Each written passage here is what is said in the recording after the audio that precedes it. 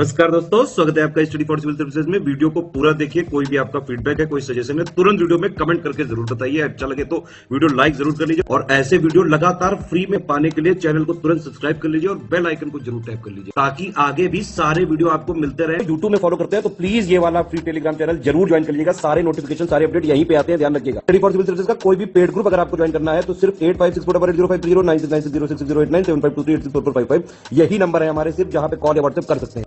Instagram पे हमारा page जरूर फॉलो कर लीजिएगा, स्टडी फॉर सिविल .सर्विसेज है। ट्विटर पे हमको जरूर फॉलो कर लीजिएगा, @स्टडी फॉर सिविल्स है।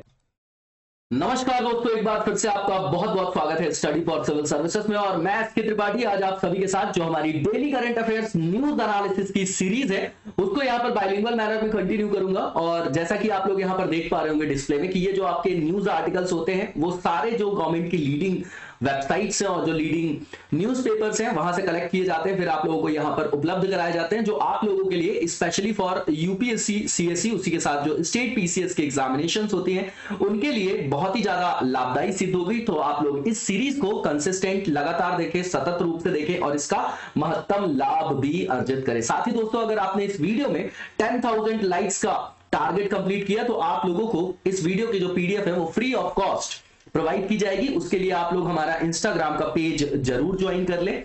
और अगर आप लोगों को अच्छी लग रही है सीरीज तो शेयर करिए, कम से कम मोटिवेट करिए हम लोगों को, है ना, वो बहुत जरूरी है। तो इसके बाद यहाँ पर डिस्प्ले हो रहा है आपका ये जो आपका इंस्टाग्राम का पेज है, इसको जरूर फॉलो कर लीजिएगा और टेलीग्राम का हमारा ग्रुप भी ज्वाइन कर लीजिएगा। इसमें जो आज हम टॉपिक्स देखने जा रहे हैं, सबसे पहले ये आपका एनडीबी के बारे में बात है, ब्रिक्स का जो न्यू डेवलपमेंट बैंक है ना, उसके संदर्भ में बात है। और ये पुराने ही टॉपिक्स होते हैं जो करंट अफेयर्स में आते हैं। अब ये आईआर में एक डोमेन है कि भैया आपने रीजनल लेवल पे कौन से जो रीजनल कॉर्पोरेशन के लिए आपने कोई फोरम, कोई प्लेटफॉर्म बना रखा है ना। पहले क्या था, यूएस, यूएसएसआर, फिर पिक्चर में चाइना आता है, ठीक है। तो ये जो आपका आईओआर रीजन है, यहां पर जो आपकी एमर्जिंग इकोनॉमीज हैं, है ना, ब्रिक्स का मतलब क्या हो गया आपका, ब्राजील हो गया, रशिया हो गया, इंडिया हो गया, चाइना हो गया, सबसे लास्ट में साउथ अफ्रीका जुड़ा। तो एमर्जिंग इकोनॉमीज का ये आपका एक क्या है, प्लेटफॉर्म है कि इस क्षेत्र में इंफ्रास्ट्रक्चर से रिलेटेड या आप आर्थिक उसको वित्तीय सुदृढ़ता से समझ सकते हैं कि किसी भी देश को अगर आवश्यकता है इस पूरे क्षेत्र में तो फिर ये बैंक बनाया गया है कि उस क्षेत्र के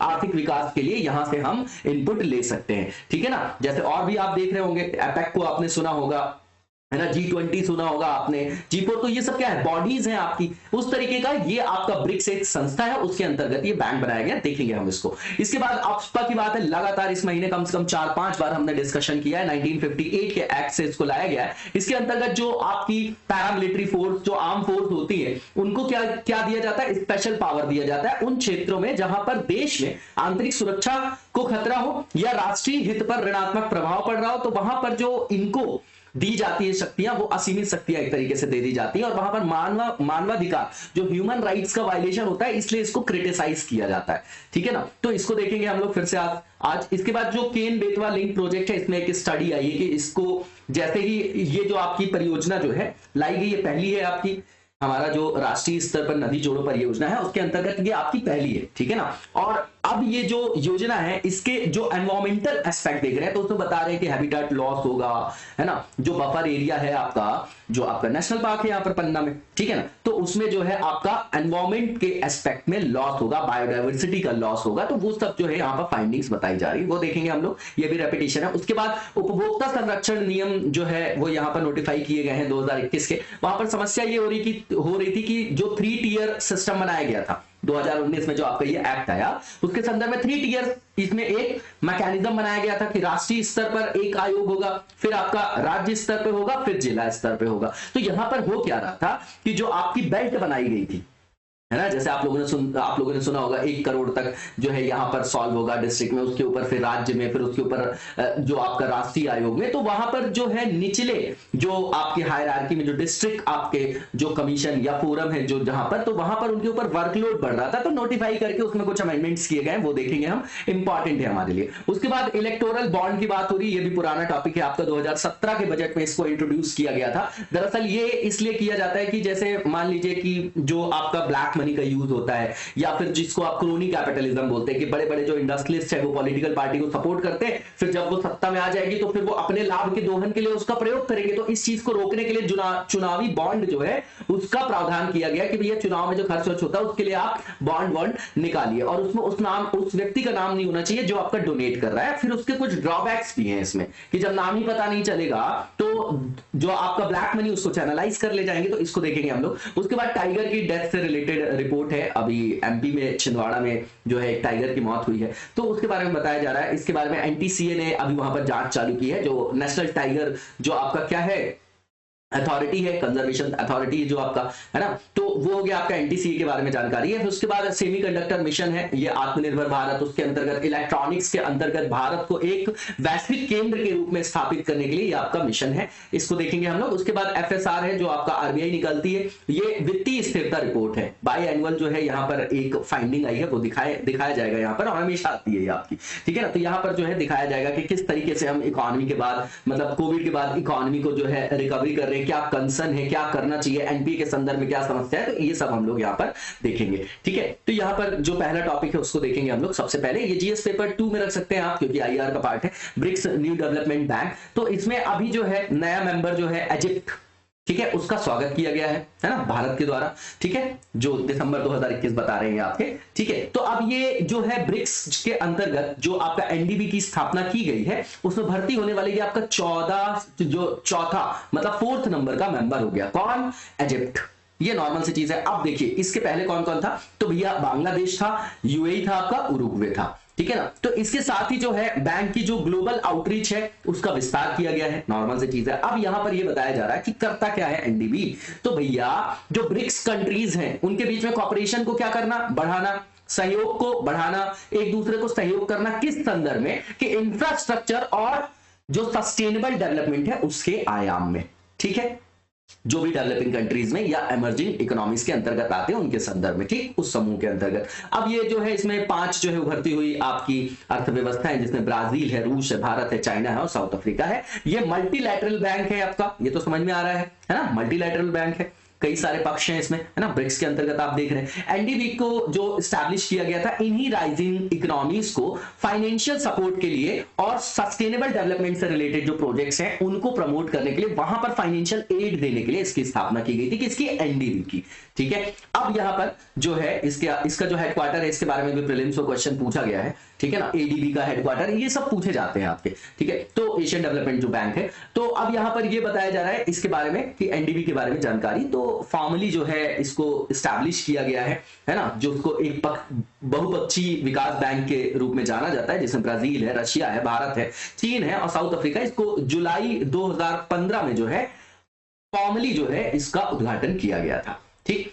अब यहां पर जो एग्रीमेंट हुआ है उसके अंतर्गत क्या किया जाएगा, जो इसका एग्रीमेंट है बैंक का, तो उसके अंतर्गत मान लीजिए कि बैंक जो है सपोर्ट करेगा किसको, पब्लिक और प्राइवेट दोनों प्रोजेक्ट्स को, किसके थ्रू, लोन देगा, गारंटीज देगा, इक्विटी में पार्टिसिपेशन देगा, और भी जो आपके फाइनेंशियल इंस्ट्रूमेंट्स होते हैं उनके थ्रू उनको हेल्प करेगा। इसका हेडक्वार्टर कहां है, इंपॉर्टेंट है, शंघाई चाइना में। बीजिंग में कौन से ऐसे बैंक का आपका हेडक्वार्टर है, कमेंट बॉक्स में बताया जरूर करिए, उसी से मोटिवेशन मिलता है हम लोगों को भी। और तो यहां पर जो नेक्स्ट पॉइंट लिखा गया है कि इसमें एनडीबी ने अपने सदस्यों के लिए अभी तक एक एस्टिमेशन बता रहे कि जो यूएस डॉलर में कि 30 बिलियन जो है यूएसडी का इन्होंने वहां पर क्या किया है, इन्वेस्टमेंट किया है, यहां पर यह सहायता दिया है, उसके अंतर्गत 80 परियोजनाओं को उन्होंने मंजूरी दी है, ये याद नहीं करना। अब इस परियोजना के अंतर्गत जो है, इन परियोजनाओं के अंतर्गत जो है किन सेक्टर्स को कवर किया इन्होंने, तो ट्रांसपोर्ट को किया है, वाटर को, सैनिटेशन को, clean energy, digital infrastructure, urban development और सोशल इंफ्रास्ट्रक्चर को इन्होंने वहां पर क्या किया है, सहायता दिया। अब अप्सपा की बात है,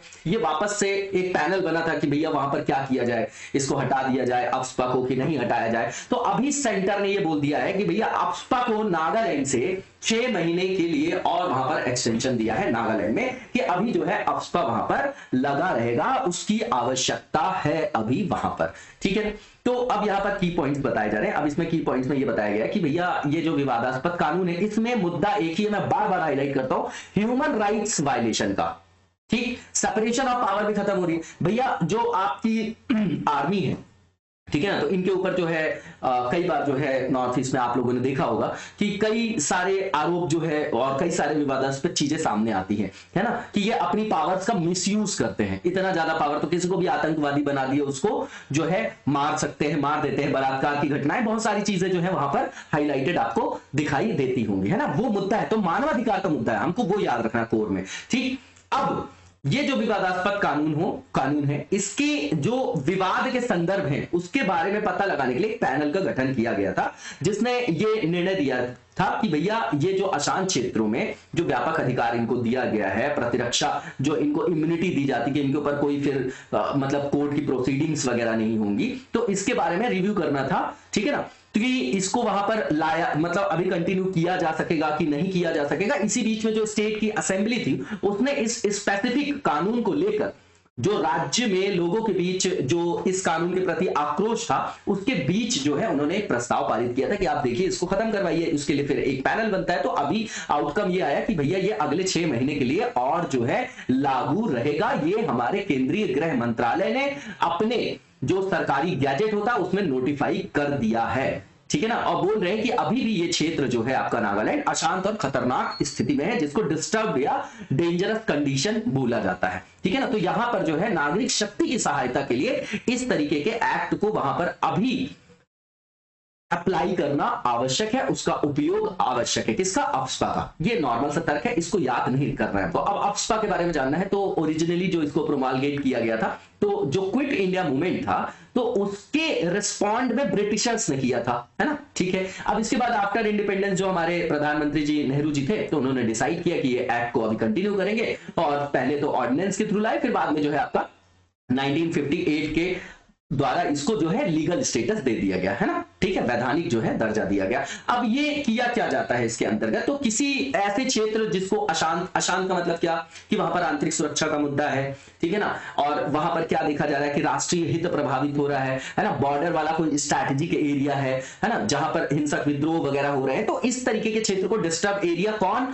गवर्नमेंट वहां पर उसको क्या करती है, आइडेंटिफाई करती, फिर नोटिफाई करती, फिर वहां पर इसको अप्लाई करती है। ठीक है, तो यहां पर यही बताया जा रहा है कि अभी भी जो है नागालैंड डिस्टर्ब एरिया के अंतर्गत आ रहा है, अशांत और खतरनाक स्थिति में, इसलिए जो है इसका प्रयोग वहां पर आवश्यक है। ये केंद्र का तर्क है। अब इन प्रावधानों के अंतर्गत होता क्या है कि भैया इसमें आर्म फोर्स को एम्पावर कर देते हैं। किस तरीके से कि वो बिना वारंट के गोली चला सकते हैं, किसी के घर में जा सकते हैं, तलाशी ले सकते हैं, है ना। कोई भी अगर संज्ञेय अपराध करने वाला कोई व्यक्ति है ना, तो उसको शक के बिना पे भी गिरफ्तार किया जा सकता है, और ये सब करने के बिहाफ में इनको कहीं भी जो है इनके ऊपर मुकदमा नहीं चलाया जा सकता। इस तरीके की इनको छूट मिली हुई है। किनको? जो अधिकारी हैं, आपके आर्मी मैन्स की बात कर रही है, ठीक है ना, आर्मी की बात करें। अब ये कानून विवादास्पद क्यों है, तो ये सीधी बात है, आप बार बार याद रखिए, कितनी भी चीजें इसमें लिख देंगे, मानवाधिकार का मुद्दा है। ठीक है ना, बस ठीक है। तो अब यहां पर ये बोलते हैं कि भैया इनको इतनी ज्यादा पावर दे देते हो आप, है ना, और सशस्त्र बलों को बेलगाम शक्ति दे देते हो, और उसके अलावा उनके द्वारा जो भी कार्य किया जाता उसके लिए उनको कहीं पर जवाबदेह नहीं है, उनको कोई दंड नहीं है, तो दंड से मुक्ति है। इस तरीके का यहाँ पर क्रिटिसिज्म देखने को मिलता है। ठीक है ना, केवल संदेह के आधार पर जो है उस तरीके की क्रियाकलापों को वो अंजाम दे सकते हैं, जैसे किसी भी बिल्डिंग को डिस्ट्रॉय कर देंगे, है ना, केवल वहां पर अगर उनको शक हो गया, संदेह, उसके आधार पर, है ना, किसी को गोली मार सकते हैं, किसी को गिरफ्तार कर सकते हैं ना। तो ये जो है वहां पर क्या किया जाता है, उनको असीमित शक्ति देता है जिसका वो दुरुपयोग करते हैं, ऐसा यहां पर क्रिटिसिज्म किया जाता है। अब कोई भी नॉन कमीशन्ड ऑफिसर होगा या उसके कोई भी इक्विवेलेंट रैंक का कोई व्यक्ति होगा, तो उस तरीके की चीजों को वहां पर इंप्लीमेंट कर सकता है, मतलब ऐसे निर्णय ले सकता है। ठीक है ना, किसी व्यक्ति को मारा भी जा सकता है उसमें, ठीक है, और उसके खिलाफ जो है वहां की किसी भी तरीके की कार्यवाही भी नहीं होती है।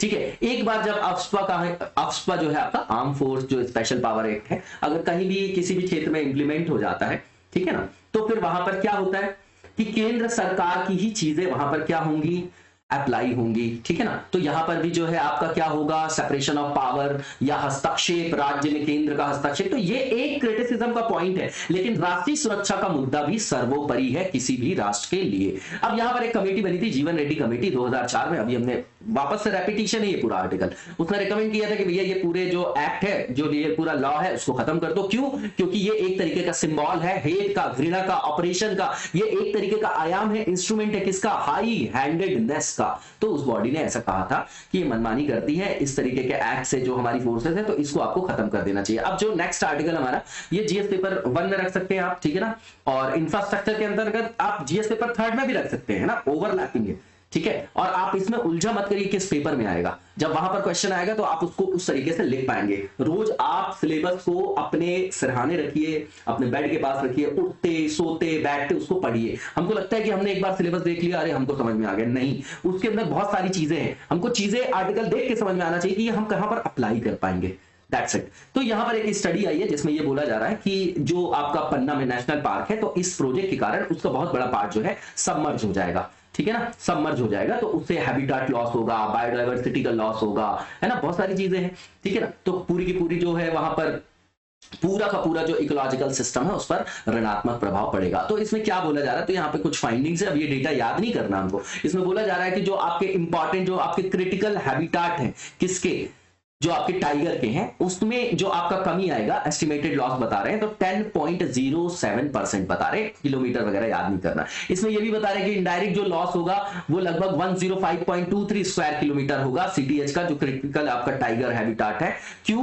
क्योंकि हैबिटाट का फ्रेगमेंटेशन हो जाएगा, लॉस हो जाएगा कनेक्टिविटी में। क्यों ऐसा होगा? क्योंकि सबमर्ज हो जाएगा बहुत बड़ा एरिया। ये नॉर्मल सी फाइंडिंग्स है। इसमें ये भी बोला जा रहा है कि 2 मिलियन ट्रीज का भी लॉस होगा इसमें, ठीक है ना। और इसमें जो सबमर्ज होने वाला एरिया है उसमें टाइगर रिजर्व में जो है बहुत ज्यादा होगा, तो उससे जो है आपका की, अब ये जो प्रजाति है आपकी, देखिए आप देखते हैं ना की स्टोन जो आपकी स्पीसीज वगैरह होती हैं, ठीक है ना, तो ये सबसे बड़े हायरार्की में बैठा हुआ है ना। जैसे आप पढ़ते होंगे ना कि ऑटोट्रॉप्स होता है, फिर उस पर डिपेंडेंट होता है, तो प्राइमरी कंज्यूमर हो गया, सेकेंडरी कंज्यूमर हो गया, टर्सरी आपका कंज्यूमर हो गया। तो पूरे के पूरा जो फूड वेब है हमारा, है ना, उसको ये प्रभावित करेगा कि नहीं करेगा, इस तरीके का अगर वहां पर लॉस देखा जाएगा हैबिटाट में, तो सारे पूरा एक चक्रीय, मतलब वो एक विस्कस साइकिल बनेगा जो पूरे के पूरे एनवायरमेंटल एस्पेक्ट पे ऋणात्मक प्रभाव डालेगा। तो ये बताया जा रहा है कि यहाँ पर डूबा हुआ जो टोटल आपका क्षेत्रफल हो जाएगा वो 86.50 वर्ग किलोमीटर होगा, उसमें से 57.21 जो स्क्वायर किलोमीटर है वो सिर्फ पन्ना टाइगर रिजर्व के भीतर है,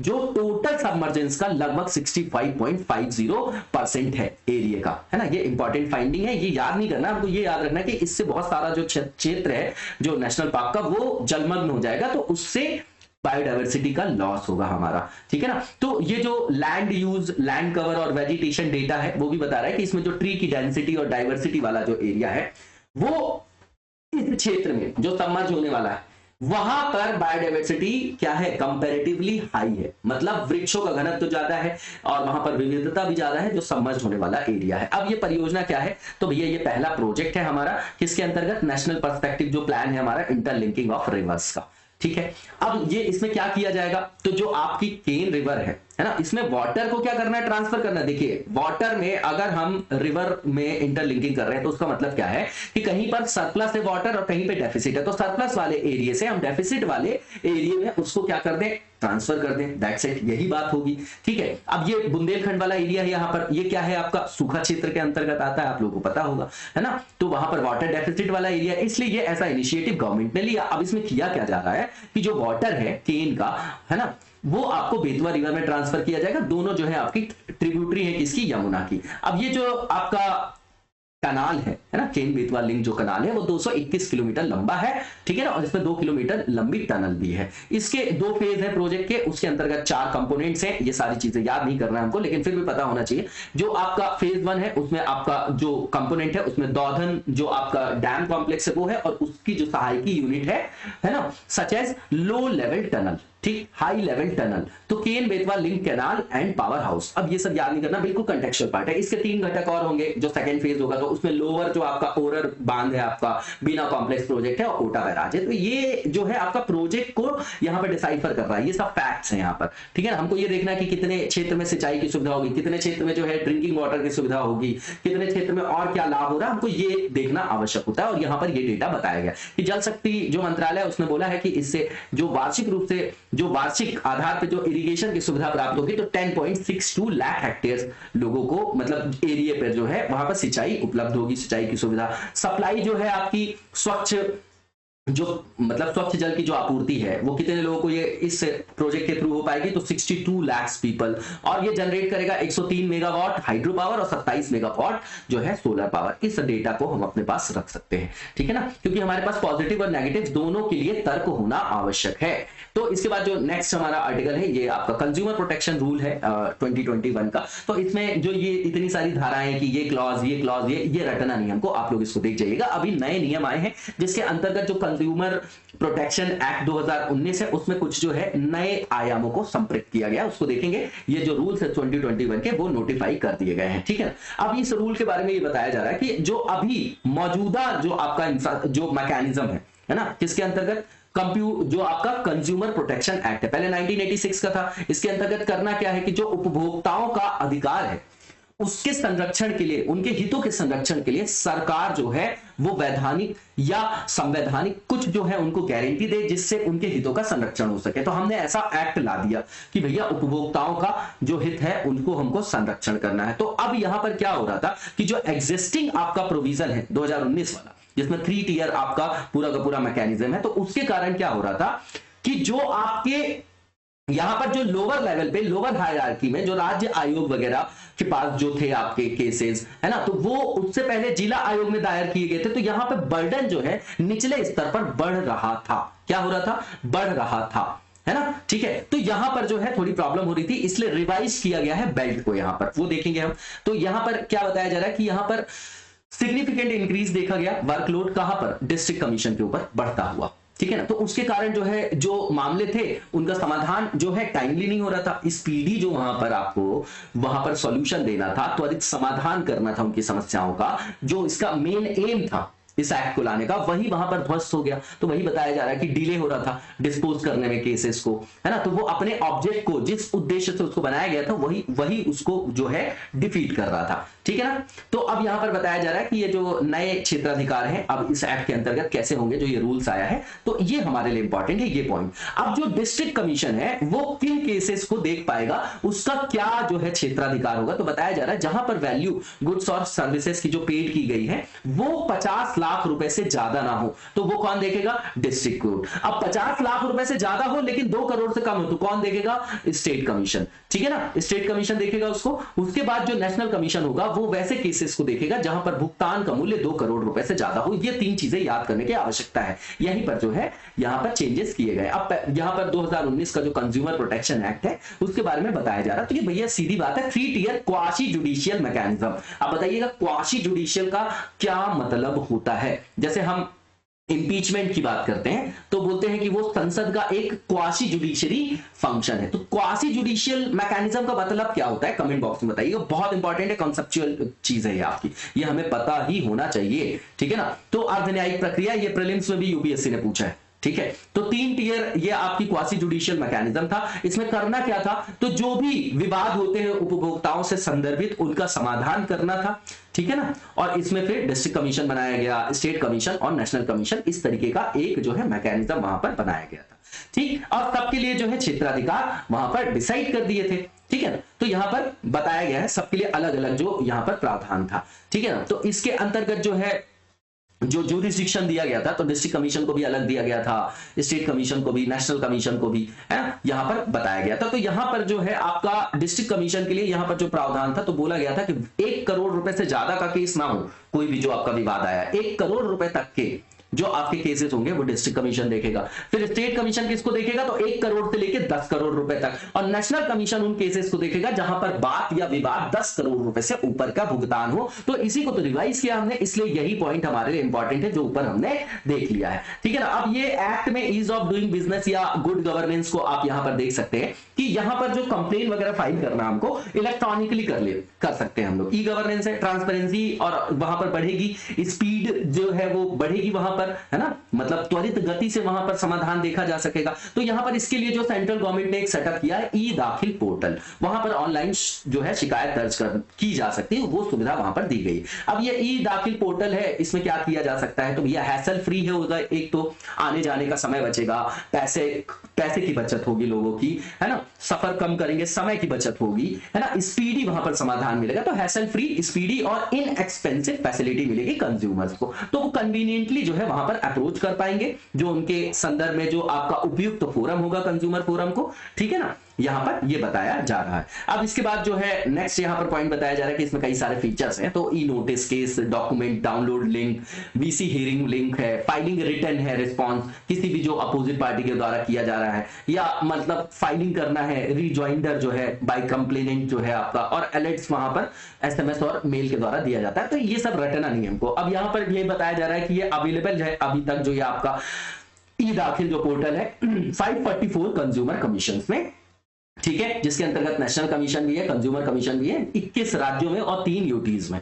ठीक है। अभी तक इसमें 10,000 से ऊपर जो मामले हैं वो दर्ज हो चुके हैं और 43,000 जो यूजर्स हैं वो इस पोर्टल पे रजिस्टर्ड है, ठीक है ना, तो लोग इसको जो है यूज कर रहे हैं। इसके बाद जो नेक्स्ट आर्टिकल है वो देखेंगे हम लोग, और जो नेक्स्ट आर्टिकल हमारा ये इलेक्टोरल बॉन्ड से रिलेटेड है, जीएस पेपर 2 में आएगा ये आपका, यहाँ पर 3 लिखा हुआ है, ठीक है ना। तो इलेक्टोरल बॉन्ड से रिलेटेड है ये आपका चुनाव सुधार के अंतर्गत इसको जो है हम रखते हैं। तो यहां पर ये बताया गया कि अभी आने वाले टाइम पे 5 राज्यों में जो है आपका वो क्या होने वाला है, क्या होने वाला है, वहां पर चुनाव वगैरह होने वाला है। तो यहां पर ये बताया जा रहा है कि चुनावी बॉन्ड की जो आपकी 19th इंस्टॉलमेंट है उसको जारी करने की मंजूरी दे दी गई है। उसके लिए अभी 10 जनवरी तक जो है उसकी बिक्री के लिए उसको ओपन रखा जाएगा। ये हमारे लिए इंपॉर्टेंट नहीं, ठीक है। अब ये असेंबली का जो इलेक्शन होने वाला है 5 राज्यों में, तो यूपी में, उत्तराखंड, पंजाब, हिमाचल और गोवा में, तो ये एक्सपेक्टेड है कि इसका अनाउंसमेंट नेक्स्ट मंथ होगा। ये भी इतना इंपॉर्टेंट नहीं। अब यहां पर ये बताया जा रहा है कि जो पहला बैच था इलेक्टोरल बॉन्ड्स के सेल का, तो वो मार्च में, मतलब जो आपका मार्च से लेके 1/10/2018 तक किया गया था, ये रखना नहीं हमको। उसके बाद 18वां जो ट्रेंच है बॉन्ड का, वो आपका इसकी बिक्री के लिए जो है आपका सितंबर 1 से 10 सितंबर 2021 तक उसकी हुई थी, जो 18वीं किस्त की बात करें। अब ये सब याद नहीं करना, पहली किस्त कब आई, दूसरी किस्त कब आई, ये हमारे लिए इंपॉर्टेंट नहीं है। अब इस प्रोविजन के अंतर्गत किया क्या जाता है, तो भैया इलेक्टोरल बॉन्ड को कोई भी वैयक्तिक जो भारत का सिटीजन है वैयक्तिक स्तर पर भी खरीद सकता है, या कोई ऐसी संस्था जो भारत में निगमित या स्थापित संस्थाएं हैं वो इसको परचेज कर सकती हैं, ठीक है ना, लेकिन अपना नाम नहीं बता सकती, एनोनिमसली है। और ये जो है सिर्फ एक बैंक के द्वारा किया जाएगा। इसके लिए जो ऑथराइज्ड बैंक है वो हमारा एसबीआई है, याद रखिएगा, वही इशू कर सकता है ऐसे जो आपके बॉन्ड्स है, ठीक है ना। तो अब ये किसके लिए खरीदेंगे, तो जो भी हमारे यहां रजिस्टर्ड पॉलिटिकल पार्टीज हैं और ऐसी पार्टीज जिन्होंने लास्ट लोकसभा के इलेक्शन में या लेजिस्लेटिव असेंबली का जो इलेक्शन हुआ उसमें कम से कम 1% जो आपके वोट है, टोटल जो वोट वहां पर पड़े थे उसमें से 1% वोट को उन्होंने सिक्योर किया है, ये एलिजिबिलिटी यहां पर बनाया गया। अब ये जो है आपका इलेक्टोरल बॉन्ड जो वैलिडिटी होती है इसकी, तो जब से इशू किया जाता है तो अगले 15 दिन के लिए ये आपका वहां पर क्या होता है, वैलिड होता है, ठीक है ना, नॉर्मल सी चीज है। और यहां पर बॉन्ड जमा करने पर कोई भी जो आपका रिसीव करने वाला जो राजनीतिक दल है उसको कोई भुगतान नहीं किया जाता है, नॉर्मल सी चीज है, ठीक है। ये याद रखिएगा कि डेट का इशू, इसकी वैलिडिटी, इसको कौन जारी कर रहा है ना, ये सब इंपॉर्टेंट है। इसके बाद जो बॉन्ड है ये आपका उसी दिन सेम डेज में अकाउंट में पॉलिटिकल पार्टीज के क्रेडिट किया जाता है, ठीक है ना। तो ये क्यों किया गया होगा चुनावी सुधार के अंतर्गत, कि हम देखते थे कि हमारे यहां जो है चुनाव में बहुत बड़े बड़े जो कॉर्पोरेट हाउस हैं, या आप ऐसी भी शंका रहती थी कि ब्लैक मनी को भी चैनलाइज किया जाता है, क्योंकि बहुत ज्यादा पैसे में हमारे यहाँ चुनाव होता है, ठीक है ना। कोविड में इतना बड़ा इकोनॉमिक क्रंच था, उसमें आप देखिए कि चुनाव लड़ने की जो आपकी आर्थिक जो आपका वहां पर एक आयाम था कि इतने पैसे में लड़ा जा सकता, उसमें भी इंक्रीमेंट किया गया है, ठीक है ना। आप ध्यान से देखिएगा, इन सब चीजों को एनालिसिस हमारे लिए आवश्यक होता है। तो एक आम व्यक्ति के लिए तो चुनाव लड़ना बड़ा महंगा हो गया, ठीक है। तो ये इसलिए किया गया कि कोई भी, जैसे आपके इंडस्ट्रियलिस्ट हैं, अगर किसी पॉलिटिकल पार्टी को वो क्या करते हैं, सपोर्ट करते हैं, तो जब वो सत्ता में आएगी तो वो अपना फायदे के लिए किया है ना उन्होंने, वो इन्वेस्टमेंट है उसकी। तो ये क्रोनी कैपिटलिज्म, ये जो है जो पैसों का जो आपका दुरुपयोग करके जो आपके सशक्त लोग ही चुनाव में जा पा रहे हैं, है ना, जो सत्ता को धारण कर रहे हैं, तो उन चीजों पर लगाम लगाने के लिए इस तरीके के इनिशिएटिव्स लिए जाते हैं, जिसको हम इलेक्टोरल रिफॉर्म के अंतर्गत काउंट करते हैं, ठीक है ना। उस संदर्भ में आप इसको देखिएगा। इसके बाद जो नेक्स्ट यहां पर पार्ट है, यहां पर उसमें लिखा गया है कि जो रिप्रेजेंटेशन ऑफ पीपल एक्ट हमारा 1951 है, उसके अंतर्गत डोनेशन जो है प्राप्त कर सकते हैं हम इलेक्टोरल बॉन्ड्स के अंतर्गत, है ना। उन पार्टीज को ही केवल इसमें रखा गया है जो आपकी रजिस्टर्ड पार्टी है और जो 1% कम से कम जो सिक्योर किया उन्होंने टोटल वोट्स का, लास्ट जो भी इलेक्शन में उन्होंने पार्टिसिपेट किया होगा उसके संदर्भ में बताया जा रहा है। तो ये सबसे पहले 2017 में यूनियन बजट में इसको जो है क्या किया गया था, अनाउंस किया गया था। ये इंटरेस्ट फ्री बियरर आपका इंस्ट्रूमेंट है जिसको यूज किया जाता है डोनेट करने के लिए मनी, है ना। और यहां पर सबसे इंपॉर्टेंट वर्ड है एनोनिमसली टू पॉलिटिकल पार्टीज, मतलब पॉलिटिकल पार्टीज को ये पता नहीं चलेगा कि भैया उनको कौन हेल्प कर रहा है। तो बाद में ये जो आपकी क्रोनी कैपिटलिज्म को जो हम बढ़ावा देते हैं, है ना, जो इनका अपने आपस में गठजोड़ होता है तो उस कड़ी को तोड़ने के लिए ये आपका इस तरीके का प्रावधान किया गया है। ठीक, अब ये जो है इसमें जो है आपकी बियरर इंस्ट्रूमेंट है आपका, ये किसी भी तरीके की इंफॉर्मेशन को कैरी नहीं करता, इसीलिए तो बोल रहे हैं एनोनिमसली है ये आपका, है ना, बायर और पेई का। ठीक, और इसमें बताया जा रहा है कि बॉन्ड जो है सोल्ड किए जाते हैं 1000 रुपए, 10,000, 1 लाख, 10 लाख, 1 करोड़, है ना। और एसबीआई बस है सिंगल जो आपका ऑथराइज बैंक है जो इसको सेल कर सकता है। ठीक, इसके बाद जो नेक्स्ट यहाँ पर आर्टिकल है इसमें टाइगर की डेथ्स के बारे में बताया गया। तो एनटीसीए ने अभी देखा है, उसने बोला है कि जो आपका नेशनल टाइगर कंजर्वेशन अथॉरिटी है उसने क्या बोला है आपका कि जो है भारत में 126 बाघों की मृत्यु हुई है 2021 में। तो ये कॉन्सर्न का विषय है हमारे लिए। और हाल ही में जो है एक मध्य प्रदेश में बिग कैट की मृत्यु हुई है तो उसकी जांच भी कर रहा है वो, और यहाँ पर इसको मृत पाया गया है छिंदवाड़ा में, है ना। तो अभी जो है एमपी में अब जो संख्या हो गई टाइगर्स की मौत की वो 44 हो गई है, taking toll to 44 in MP in 2021। तो जो एनटीसीए है वो उसकी इन्वेस्टिगेशन कर रहा है कि क्या कारण है उसकी डेथ का, नॉर्मल सी चीज है। तो इसके पहले भी वहां पर मध्य प्रदेश में एक बाघिन की मौत देखी गई थी जो आपका ड्यू टू पॉइजनिंग, ठीक है ना। तो अभी तक 44 वहां पर डेथ हो गई है। उसके बाद महाराष्ट्र में 26, कर्नाटक में 14। तो ये सब कंसर्न का विषय है, ये डेटा नहीं याद करना है हमको। अब बाघ की स्थिति क्या है तो ये देखना हमारे लिए जरूरी। तो आईयूसीएन की जो रेड लिस्ट है उसमें इंडेंजर्ड के रूप में उसको लिस्टेड किया गया है, ठीक है ना। तो ये इंपॉर्टेंट है हमारे लिए, ठीक है। इसके बाद यहां पर बताया जा रहा है कि 2015 में जो ग्लोबल टाइगर पॉपुलेशन थी वो एस्टिमेटेड जो बताया जा रहा है तो 3062 थी, है ना।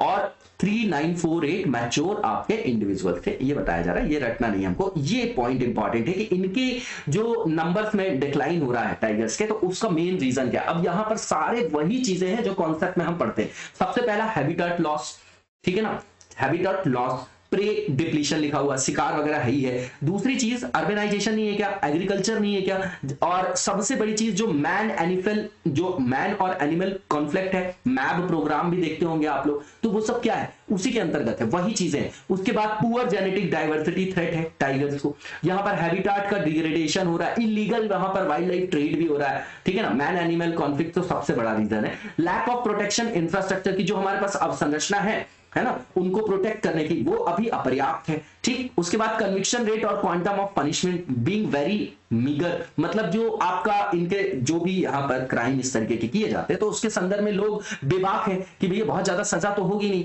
उस कारण से भी उनको मोटिवेशन मिलता है और रश ऑफ टूरिस्ट। तो ये सब कुछ रीजन है, ये आप रख सकते हैं, मेंस के लिए भी प्रीलिम्स में भी फ्रेम किए जाते हैं इस तरीके के स्टेटमेंट्स। प्रोजेक्ट टाइगर के बारे में बताया जा रहा है तो लॉन्च किया गया था अप्रैल 1973 में, ठीक है ना। और जो टेन्योर है वो इंदिरा गांधी जी का टेन्योर है, आप लोगों को पता होगा। इसका उद्देश्य क्या था, तो उद्देश्य था कि इंश्योर करना है, सुनिश्चित करना है एक व्यवहार्य पॉपुलेशन बंगाल टाइगर की उसके प्राकृतिक आवास में, नेचुरल हैबिटेट में प्रोटेक्ट करना था उसको, उसके विलुप्त प्राय ना हो जाए वो, तो उसको संरक्षण देना था, ठीक है ना। प्रिजर्व करना था ऐसे एरियाज को और उनको बायोलॉजिकल इंपॉर्टेंस के थ्रू उनको नेचुरल हेरिटेज के अंतर्गत रख के उसका संरक्षण करना था, ऐसी साइट्स का पता लगा के जहां पर हम टाइगर्स को क्या कर सके, उनको नेचुरल हैबिटेट दे सके ताकि उनकी संख्या में वृद्धि हो और वो लुप्त प्राय ना हो, ठीक है ना। और वो रिप्रेजेंट करें डाइवर्सिटी ऑफ इकोसिस्टम को across the tigers range in the country, normal सी चीज है। इसके बाद जो नेक्स्ट पॉइंट यहां पर लिखा गया है एनटीसीए के बारे में बताया जा रहा है। तो एनटीसीए को एस्टैब्लिश किया गया दिसंबर 2005 में, ठीक है ना, दिसंबर 2005 में। तो ये स्पेसिफिक एक बॉडी बनाई गई है ना टाइगर कंजर्वेशन के लिए, उससे संदर्भित है। और कई सारे जो टाइगर रिजर्व हैं उनको रीऑर्गेनाइज करने के लिए भी, उनके प्रबंधन के लिए भी इसको गठित किया गया है ना, ठीक है ना। प्रोजेक्ट टाइगर, और भारत में कई टाइगर रिजर्व के पुनर्गठन, मतलब जो उसको रीऑर्गेनाइज करना है तो उसके मैनेजमेंट के लिए भी, ठीक। अब यहां पर ये जो प्रोग्राम है उसको बोला जाता है, ये जो प्रोटेक्शन का जो हम टाइगर रिजर्व के लिए देख रहे हैं, है ना, प्रोजेक्ट टाइगर के अंतर्गत, तो इसको बोला जाता है टाइगर प्रोटेक्शन प्रोग्राम, लेकिन पॉपुलरली इसको बोला जाता है प्रोजेक्ट टाइगर। अप्रैल 1973 में स्टार्ट किया गया, किसके कॉर्पोरेशन से, तो WWF के साथ। अब ये WWF क्या है बताइए जरा कमेंट बॉक्स में, बहुत इंपॉर्टेंट है। इस तरीके की बॉडीज को हमको हमेशा देखना है, प्रीलिम्स में हमेशा यूपीएससी में क्वेश्चन पूछा जाता है। अब सेमीकंडक्टर मिशन है, तो अभी जो हमारे आईटी के मिनिस्टर हैं अश्विनी वैष्णव जी, उन्होंने लॉन्च किया है सेमीकंडक्टर मिशन, ठीक। अब इसमें बताया जा रहा है कि इसमें जो आपके लोग हैं उनको आवेदन के लिए बुलाया जा रहा है कि भैया 1 जनवरी से जो है इनके आवेदन जो है स्टार्ट हो जाएगा। उसके लिए जो भारत में सेमीकंडक्टर्स और जो आपका डिस्प्ले मैन्युफैक्चरिंग इकोसिस्टम है उसको डेवलप करना है। उसके लिए जो है प्रोत्साहन जो है निर्धारित किया गया है, इंसेंटिव है ना। तो 76,000 करोड़ रुपए के प्रोत्साहन का दोहन करने में जो भी रुचि रख रही कंपनियां वो वहां पर आवेदन कर सकती हैं। ठीक है ना, इंसेंटिव जो है यहाँ पर ईएमआर बताया जा रहा है। ये सब नहीं रखना है हमको, है ना, कितना पैसा क्या, ये सब नहीं। अब योजनाओं को जो है वहां पर नोटिफाई करके एक वेबसाइट पर अपलोड कर लिया गया है और उसके लिए एक पोर्टल बनाया गया है और बोला जा रहा है कि 1 जनवरी 2022 से हमें जो है एप्लीकेशन मिलना स्टार्ट हो जाएगा। ऐसा मंत्री जी का वक्तव्य है, ये हमारे लिए इंपॉर्टेंट नहीं है। अब हमको ये जानना है कि इंडिया का सेमीकंडक्टर मिशन है क्या, रेयर अर्थ मटेरियल क्या होता है, जरा सा बताइएगा कमेंट बॉक्स में, उसी से संदर्भित है ये भी।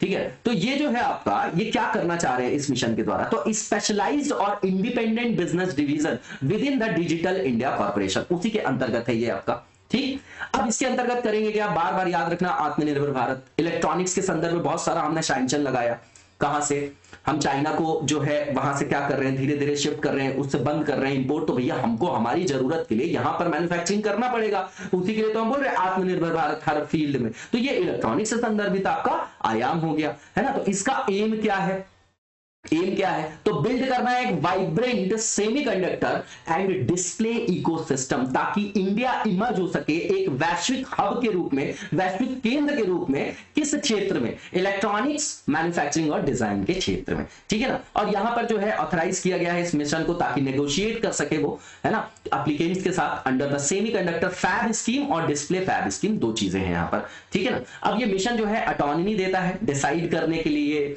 है ना, क्या डिसाइड करने के लिए कि भैया किस तरीके से एप्रोप्रिएट टेक्नोलॉजी को मिक्स करेंगे एप्लीकेशंस के लिए, नोड जनरेशन, कैपेसिटी, है ना, अमंग अदर्स। एंड जो इसका पर्पस है, तो इसका structure, quantum of physical support for the selected applicants. तो भैया वहां पर जो भी व्यक्ति इस फील्ड में आएंगे तो उनको फिजिकल सपोर्ट तो चाहिए होगा ना। सबसे बड़ा जो है यहां पर हर्डल यही होता है कि नई चीजों में कोई व्यक्ति हाथ इसलिए नहीं डालता क्योंकि उसको लगता है कि रिस्क बहुत ज्यादा है। ठीक है, तो वहां पर गवर्नमेंट को सपोर्ट करना पड़ता है। तो ये जो है मिशन के अंतर्गत वहां पर फिजिकल सपोर्ट भी दिया जाएगा। अब फैब के बारे में बात करें कि शॉर्ट फॉर फैब्रिकेशन प्लांट है ये, जहां पर रॉ जो सिलिकॉन होता है ना, ये सेमीकंडक्टर है आपका, सिलिकॉन हो गया, जर्मेनियम हो गया, तो ये सब आप लोगों ने सुना होगा। तो जहां पर रॉ सिलिकॉन वेफर्स होता है उसको प्रोसेस किया जाता है, फिर उसको किस रूप में बदला जाता है, आईसी सर्किट, मतलब इंटीग्रेटेड सर्किट, जो आपके मोबाइल में लगी रहती है, आईसी चिप वगैरह के बारे में आप लोगों ने सुना होगा। ठीक है ना, तो वही चीज है। इसके बाद ये स्कीम जो है वो आपका जो नोटिफाई की गई है वो उन्हीं 4 योजनाओं में से एक है ना, जो आपकी मीटी ने वहां पर अनाउंस किया था दिसंबर 2021 में, ना, उन्हीं 4 योजनाओं में से एक थी ये आपकी। ठीक, अब यहां पर ये इतना इंपॉर्टेंट पॉइंट नहीं है। अब यहां पर बताया जा रहा है कि फिजिकल सपोर्ट जो यहां पर दिया जाएगा लगभग जो है अप टू 50% तक का दिया जा रहा है। ठीक है ना, किसी भी प्रोजेक्ट के लिए। ठीक, जो आपका सर्टेन वेरिएंट्स होते हैं silicon based semiconductor fab in India के लिए। ठीक है ना, और इसको कब तक सपोर्ट दिया जाएगा, तो जब से वो आपका मतलब प्रोजेक्ट चालू होगा, तो जब से उसको अप्रूवल मिलेगा तब से लेके 6 सालों तक। ये इंपॉर्टेंट पॉइंट है। इसके बाद यहां पर 12,000 करोड़ रुपए का पर फैब के हिसाब से जो है इंसेंटिव देने की बात की जा रही है, किसमें, जो कोई भी इस तरीके का प्रोजेक्ट सेटअप करेगा डिस्प्ले फैब से संदर्भित। ठीक है ना, तो इसको ऐसा क्यों किया जा रहा है, ऐसा इसलिए किया जा रहा है क्योंकि बड़े बड़े इन्वेस्टर्स को यहां पर अट्रैक्ट किया जा सके, तो इन्वेस्टमेंट आए तो हम इस फील्ड में भारत को एक वैश्विक हब के रूप में स्थापित कर सके। किस क्षेत्र में मैन्युफैक्चरिंग करेंगे, इस संदर्भ में जो डिस्प्ले फैब है, आपका, तो टीएफटी एलसीडी हो गया, एमोलेड बेस्ड जो आपके डिस्प्ले पैनल्स हो गए, तो ये जो हम आज की डेट में सब इंपोर्ट करते हैं, है ना, तो वो हमारे यहाँ बनने लग जाएगा। तो बैलेंस ऑफ पेमेंट जो है वो हमारे यहाँ फायदेमंद होगा। अब जब हमारे यहाँ फायदेमंद हो जाएगा, जब हम इंपोर्ट नहीं करेंगे, हमारे यहाँ बनाएंगे, तो एक्सपोर्ट करेंगे, तो हमको डॉलर्स में इनकम भी होगी। तो क्या होगा, जब हमारे पास सरप्लस आएगा तो हम उसका उपयोग कर पाएंगे हमारा देश किसमें, सोशल इंफ्रास्ट्रक्चर में, है ना, हेल्थ में, एजुकेशन में। तो इसका पूरा का पूरा इस तरीके का आप कनेक्ट करके देखेंगे। ठीक है ना, अब यहां पर जो सेमीकंडक्टर उसके बारे में बता रहे हैं, तो ये क्या होता है, एक ऐसा मटेरियल होता है जिसकी इलेक्ट्रिक कंडक्टिविटी जो होती है आपकी, वो किसके बीच होती है, falling between that of a conductor such as metallic copper and an insulator such as glass। Normal सी चीज है ना। अब इसके बाद जो नेक्स्ट पॉइंट यहां पर लिखा जा रहा है कि जब तापमान बढ़ाते हैं तो इसकी रेजिस्टिविटी जो है वो कम हो जाती है। ठीक है ना, मतलब जैसे टेम्परेचर बढ़ाएंगे हम तो रेजिस्टिविटी कम हो जाएगी। और मेटल्स के बारे में बता रहे हैं कि उसके संदर्भ में ये आपका विपरीत तरीके से व्यवहार करता है। अब इसमें कुछ डोप वगैरह करके कुछ जो है इंप्योरिटीज मिलाते हैं जब, है ना, तो उसके द्वारा जो है इसका और भी उपयोग किया जाता है। ये बताया जा रहा है कि इसको अल्टर्ड कर देते हैं, इसकी प्रॉपर्टीज को यूजफुल वेज के लिए इंट्रोड्यूस करके कुछ इंप्योरिटीज, जिसको डोपिंग बोल रहे हैं, है ना, उसके क्रिस्टल जो भी आपका उसका क्रिस्टल स्ट्रक्चर है, तो अपने यूज के हिसाब से उसमें इंप्योरिटीज बना मिला के जो है हम वहां पर क्या करते हैं, नए जो हमारे प्रयोग हैं, अनुप्रयोग हैं, उसके लिए इसका उपयोग करते हैं। ठीक है, इसके बाद यहां पर बताया जा रहा है कि जो दो डिफरेंटली डोप्ड रीजन होते हैं, है ना, जो एग्जिस्ट करते हैं किसी भी सेम क्रिस्टल में, तो उसको सेमीकंडक्टर जंक्शन बोला जाता है, जो क्रिएट किया जाता है। उसी तरीके से अर्धचालक जंक्शन को बनाया जाता है। ठीक है ना, ये हमारे लिए इतना इंपॉर्टेंट नहीं है। अभी अब आप एग्जांपल देखेंगे सेमीकंडक्टर का, तो सिलिकॉन है, जर्मेनियम है आपका, गैलियम है आपका, आर्सेनाइड है ना। ठीक है, तो ये जो है इनके एग्जांपल बताए जा रहे हैं, और इसको जो आपका पीरियोडिक टेबल है उसमें मेटालॉइड स्टेयरकेस बोला जाता है। ठीक है ना, नॉर्मल सी चीज है। ठीक, तो आप ट्रांजिस्टर में, डायोड में, है ना, इन सब चीजों में जो आपका मॉडर्न इलेक्ट्रॉनिक्स है उसका बेस है आपका ये जंक्शन, जो सेमीकंडक्टर जंक्शन है। ठीक है ना, वहां पर जो आपका आवेश वाहक का व्यवहार होता है, तो इसी के आधार पे होता है, इसी के द्वारा होता है, नॉर्मल सी चीज है। इसके बाद आगे की ओर चलेंगे, ये आपका डायग्रामेटिक रिप्रेजेंटेशन देख जाइएगा। यहां पर एफएसआर के बारे में बताया जा रहा है। तो आरबीआई ने अभी 24th इशू जो किया है आपका 24th नंबर का एफएसआर रिपोर्ट को, जो आपका रिफ्लेक्ट कर रहा है कलेक्टिव असेसमेंट को, किसके संदर्भ में, ऑफ द सब कमेटी जो है आपकी एफएसडीसी की, financial stability and development council, इस संदर्भ में on risk to financial stability, कि वित्तीय स्थिरता के संदर्भ में क्या जोखिम है और उसके संदर्भ में क्या रेजिलियंस हमारे पास है, the resilience of the financial जो आपका सिस्टम है। नॉर्मल सी चीज है। अब ये आरबीआई निकालती है, ये याद रखिएगा। ठीक है, अब यहां पर जो है ग्लोबल इकोनॉमिक जो रिकवरी है वो अपना मोमेंटम जो है लॉस कर रहा है, लूज कर रहा है। कैसे कर रहा है कि अभी हम देख रहे हैं कि नए जो है आपका वेरिएंट का खतरा है ना, जैसे आपका ओमिक्रॉन की न्यूज आ रही है। ठीक, फिर उसके बाद रीसरफेसिंग हो रहा है आपका कोविड-19 जो इन्फेक्शन है ना, सप्लाई में डिसरप्शन देखा जा रहा है और बॉटलनेक्स है वहां पर।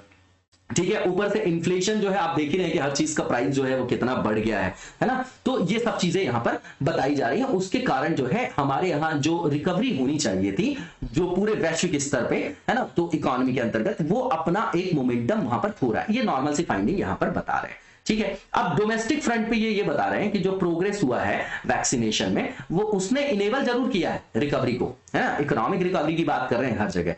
ठीक है ना, ठीक, जो पैंडेमिक के बाद देखा जा रहा है, और इससे जो है कॉर्पोरेट सेक्टर जो हमारा वो भी स्ट्रेंथ गेन कर रहा है, और जो बैंक क्रेडिट है वो भी ग्रोथ हो रही है, बैंक की जो ऋण वृद्धि है उसमें भी सुधार देखा जा रहा है। अब रिस्क वैसेट जो आपका रिस्क वेटेड एसेट रेशियो होता है, देखिए बासेल नॉर्म्स में यही किया जाता है। जब आप 2008 का फेल्योर देखेंगे जो लेमन ब्रदर्स का है, तो वो जो था वो क्या था कि जब हम बहुत ज्यादा इसको बोलते हैं कि लेवरेज, बिना, जैसे मान लीजिए 100 रुपए जो है बैंक ने लोन दिया, तो उसके पास हम बोलते हैं ना कि भैया सीआरआर है, एसएलआर है, इस संदर्भ में आपको अपने पास इतना पैसा रखना है कि अगर किसी तरीके की प्रॉब्लम हो तो आप उस प्रॉब्लम को फेस कर पाओ। अब ज्यादा से ज्यादा फायदा कमाने के लिए पूरा का पूरा पैसा दे दिए, और रिस्क जो है हमने मैनेज नहीं किया, मतलब रिस्क वेटेड एसेट रेशियो को हमने वहां पर मैनेज नहीं किया। ठीक है ना, तो वही बात है, बासेल नॉर्म्स में उसी को ज्यादा करने की बात की गई, बासेल 1, बासेल 2, बासेल 3। कल भी मैंने पूछा था कि बासेल 3 जो है भारत में अप्लाई हो गया कि नहीं हो गया, आप लोगों ने जवाब ही नहीं दिया। आज तो बता दीजिए आप लोग, बहुत इंपॉर्टेंट है ये। तो ये जो CRAR है, जो हमारे यहाँ शेड्यूल्ड कमर्शियल बैंक्स है, वहां पर वो बढ़ाया गया है, उसका न्यू पीक जो है 16.6% है। ठीक, और प्रोविजनिंग जो उसका कवरेज है रेशियो जो है आपका वो 68.1% है। कब? सितंबर 2021 तक। ठीक है, अब यहां पर यह बताया जा रहा है कि जो मैक्रो स्ट्रेस है ना, क्रेडिट रिस्क जो है वहां पर इंडिकेट कर रहा है, तो वहां पर जो ग्रॉस एनपीए हमारा नॉन परफॉर्मिंग जो एसेट्स रेशियो है ना, रेशियो की बात कर रहे हैं, कहां पर? वही शेड्यूल्ड कमर्शियल बैंक्स में, वो भी इंक्रीज हुआ है 6.9% से 8.1%। कब से? सितंबर 2021 से लेके सितंबर 2022 के बीच। ऐसा बता रहे हैं कि इतना इसमें बढ़ोतरी हो सकती है, और एनपीए अपने आप में एक बहुत बड़ी समस्या है। ठीक है ना, तो ये गंभीर तनाव का कारण हो सकता है। और फिर बेसलेस जो आपका, मतलब इसने जो बेस लाइन बना रखा है सिनेरियो, मतलब एक आधारभूत डिसाइड कर लेते हैं ना कि ये बेल्ट है ना, तो उसमें ये बोल रहे हैं कि अगर 9.5% तक भी ये हो सकता है, और वो बहुत ज्यादा स्ट्रेस का सिनेरियो होगा, बहुत गंभीर स्थिति वो होगी अगर इस तरीके से एनपीए में राइज होता रहेगा तो। ठीक है ना। तो यहां पर वही बताया जा रहा है कि एग्रीगेट और इंडिविजुअल लेवल दोनों आधारों पर, ठीक है ना। तो आप बोल रहे हैं कि अगर इस तरीके से होता भी है तो भी जो है हमारे जो आपके शेड्यूल्ड कमर्शियल बैंक है उनके पास दबाव की स्थिति में भी जो है आपकी इंडिविजुअल लेवल पे भी और एग्रीगेट लेवल पे भी पर्याप्त वहां पर कैपिटल होगी, ऐसा बोला जा रहा है। पर ठीक है, मतलब ये चीज ठीक है, लेकिन एनपीओ को तो कहीं ना कहीं हमको एड्रेस करना ही पड़ेगा। वो लगातार पिछले 10-12 सालों में जो है उसमें बढ़ोतरी ही देखी गई है। उसके बाद यहां पर बताया जा रहा है कि जो एमएसएमई के संदर्भ में बता रहे हैं कि वहां पर भी जो है रिस्क फैक्टर बढ़ता हुआ दिख रहा है, तो वहां पर भी क्लोज मॉनिटरिंग की आवश्यकता है, ठीक है ना। अब ये एफएसआर के बारे में बताया जा रहा है कि ये है क्या, तो बायो एनुअल ये रिफ्लेक्ट करता है कलेक्टिव असेसमेंट, किससे संदर्भित, जो आपका of the sub committee of the FSDC जो है आपका headed by the governor of RBI, है ना, ये याद रखिएगा, FSDC headed by the governor of RBI. तो इसमें रिस्क देखा जाता है कि फाइनेंशियल स्टेबिलिटी को कोई रिस्क तो नहीं है, और रिस्क है तो किस तरीके से रिजिलियंस पे काम कर रहे हैं हम फाइनेंशियल एस्पेक्ट को लेके, ठीक है, नॉर्मल सी चीज है। अब इस रिपोर्ट में और भी चीजें जो है डिस्कस की गई जो रिलेटेड थी आपकी डेवलपमेंट और रेगुलेशन से, इतना इंपॉर्टेंट नहीं है। इसके बाद आगे की ओर चलेंगे और जो नेक्स्ट फेज है हमारा ये रिलेटेड है हमारा एमसीक्यू से। सबसे पहले चिली के बारे में यहाँ पर स्टेटमेंट दिया गया, बताना है कौन सा ट्रू है। तो पहला ये कि ये एक साउथ अमेरिकन कंट्री है, बिल्कुल ठीक है। दूसरा ये कि ये ईस्ट में एंडीज और जो वेस्ट में है पैसिफिक ओशियन के बीच भूमि के एक संकीर्ण क्षेत्र के रूप में है, इस टाइप का आप देखते होंगे ना मैप में, तो बिल्कुल ठीक है पहला स्टेटमेंट। दूसरा ये कि इसका जो बॉर्डर है पेरू नॉर्थ में, पेरू, बोलिविया जो है नॉर्थ ईस्ट में, अर्जेंटीना जो है ईस्ट में, और डार्क जो आपका ड्रेक पैसेज है वो आपका साउथ में है, ठीक है ना। बताइएगा कि पैम्पॉस, कंपास, है ना, और लानोस ये कहां कहां पर अवस्थित है, कमेंट बॉक्स में बताइएगा। दूसरा स्टेटमेंट भी ट्रू है। तीसरा ये कि इसकी कैपिटल जो है ये मलाबो बता रहे हैं, तो गलत है, सैंटियागो है इसकी जो आपकी क्या है कैपिटल है, तो तीसरा स्टेटमेंट गलत है। ऊपर के दोनों स्टेटमेंट बिल्कुल ठीक है। इसका आंसर आपका ए और मतलब ए हो जाएगा, ओनली 1 और 2। इसके बाद जो नेक्स्ट क्वेश्चन है वो देखेंगे हम लोग, ये तांबे के लिए भी प्रसिद्ध है आपका जो चिली है। इसके बाद जो नेक्स्ट क्वेश्चन है कि संकल्प स्मारक, उससे रिलेटेड स्टेटमेंट है, बताना है कौन सा ट्रू है। तो पहला ये कि ये जो आपका स्मारक है बिल्ड किया गया है अंडमान निकोबार में ट्रिब्यूट देने के लिए to the resolve of the soldiers of the Indian National Army and their innumerable sacrifices, बिल्कुल ठीक बात है, उनके जो आपके असंख्य बलिदान हैं उनको श्रद्धांजलि के रूप में ये आपके वहां पर जो है बनाया गया है। तो ये जो पहला है आपका स्टेटमेंट बिल्कुल ठीक है। दूसरा जो स्टेटमेंट है यहाँ पर इसमें लिखा गया है कि इट इज ऑल्सो रिमाइंडर, एक तरीके का रिमाइंडर है of the values mentioned by the Netaji himself, ठीक है ना, निष्ठा, कर्तव्य, बलिदान और commitment, duty and sacrifice that continue to underscore the ethos of the Indian armed forces and the resolve of the Indian soldier, बिल्कुल ठीक है दूसरा भी स्टेटमेंट। तीसरा ये कि रिसेंटली जो है संकल्प जो आपका स्मारक है वो डेडिकेटेड किया गया है नेशन को, एग्जैक्टली किस दिन, 29 दिसंबर 2021 को, जो आपका 78 साल है after Netaji Subhash Chandra Bose arrival to India. तो उनको जो है ये आपका उनका जो भारत आगमन हुआ था नेताजी सुभाष चंद्र बोस जी का, उसके ठीक 78 साल बाद ये राष्ट्र को समर्पित किया गया। तो ये स्टेटमेंट भी बिल्कुल ठीक है, तीनों के तीनों स्टेटमेंट आपके बिल्कुल ठीक है। इसका आंसर आपका ऑल ऑफ द अबव हो जाएगा। इसी के साथ आज के वीडियो को यहीं पर विराम देंगे, नेक्स्ट वीडियो में कंटिन्यू करेंगे, तब तक लगातार जबरदस्त तरीके से पढ़ते रहिए। Thank you so much, best of luck.